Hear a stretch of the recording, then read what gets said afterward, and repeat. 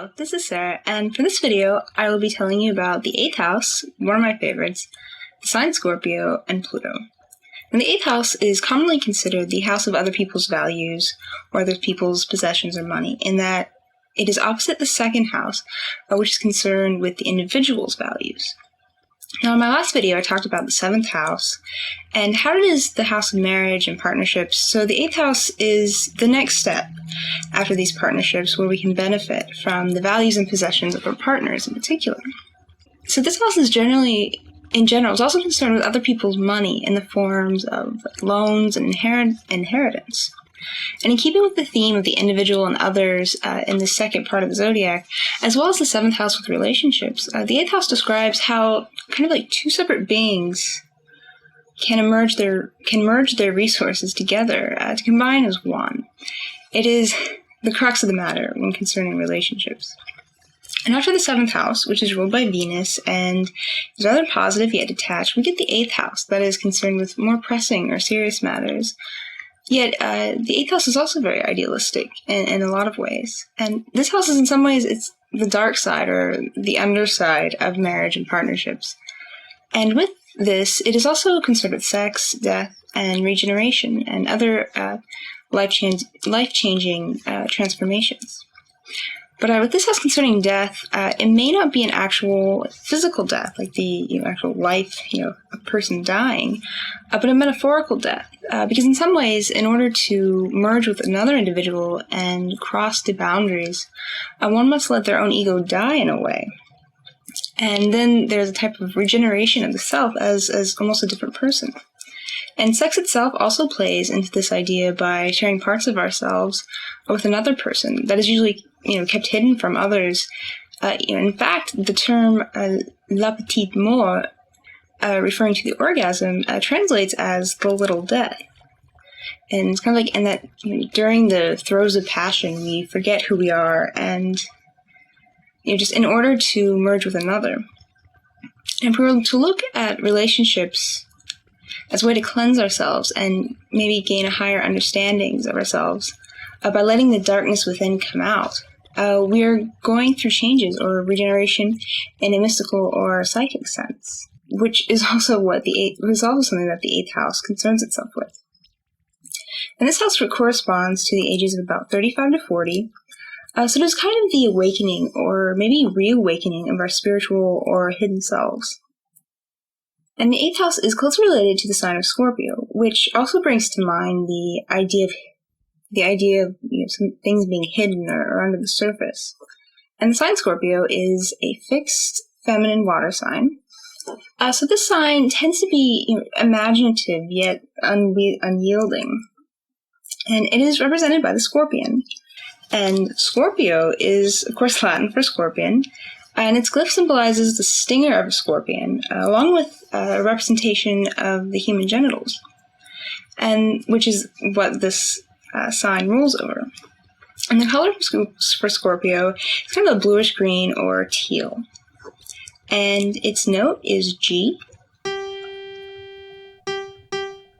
And those who have their sun or other strong placements in the sign can behave in ways that are much like a scorpion. Those individuals they're very imaginative or emotional, unyielding in their beliefs, but also quite passionate. The passion of Scorpio, it's not always out in the open though. And the keyword or definition of the sign is I desire. So they can be rather territorial. For like the scorpion and like that of water, which is the sign's element, Scorpio tends to remain hidden, and even though it is a water sign, and like I said, can be rather emotional, it tends to keep some of its passions and emotions in check, for fear of attack. The scorpion hides, but it will sting. And as a sign related to the 8th house, inheritance, legacies, and other people's money, this sign gives those with strong placements in it a sense of purpose in their lives or destinies, because it's also such a spiritual and kind of mystical sign, it being so related to the 8th house. And possessiveness and jealousy can also go along with this sign. Since the sign tends to hide their emotions, they can be quite secretive and will sometimes evoke anger and violence from others because of this. And because of these somewhat negative attributes, the sign is not the most popular, but it is really one of the more interesting, I think, in my opinion. Just mostly due to the intensity that Scorpio possesses, as well as its many contrasting characteristics. And as a fixed sign, it likes to have a lot of control over situations. But those with strong Scorpios tend to have much flexibility in their control. So this is also there are many paradoxes with this sign, much like Libra and, well, of course, all the other signs. They're also just very highly intelligent and just very calculating. This is probably one of the more intelligent signs. And many with strong Scorpios are, they're natural strategists, continually calculating and like sizing up situations, even when, they seem at ease on the surface. But this one is not always the most forgiving. It does not forget a wrongdoing, but also will never forget a kindness. And will pay back either negatively or positively for both. So this is one reason why many consider this sign one to stay away from. But as I've said before, all signs are really just everything. Well, just really everything has two sides, and without the bad, we cannot have the good.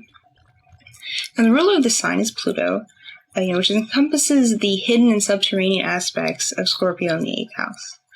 Pluto's glyph represents the mind transcending the spirit, according to Wikipedia, and it's a modification of the glyph of Neptune.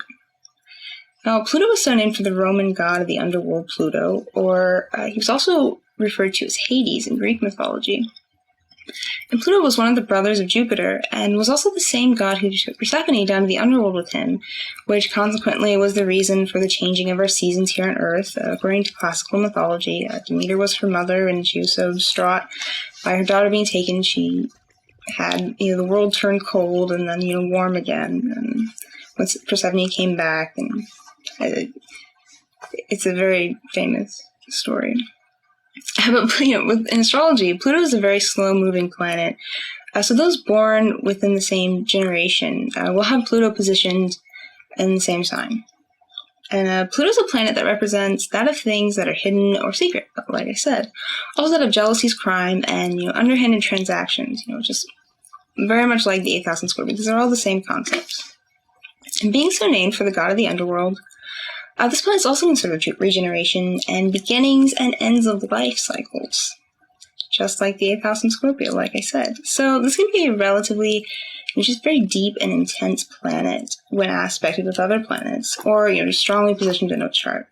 So the 8th house, Scorpio, and Pluto are all aspects that all of us has in our charts, and they signify the secrets that we all possess, and maybe not so great behaviors or ideas that we may have, but they are also just part of the makeup that makes us all human, that we must deal with. We all have our own demons, and we all come to times in our lives when we must face these demons, and the things, in which I talked about in this video are ways in which these demons may show themselves, or maybe even give us insight into how to deal with them. So with that thought, this concludes this video. And in my next video, I will be talking about the 9th house, Sagittarius, and Jupiter. So thank you very much for watching, and please subscribe to this channel.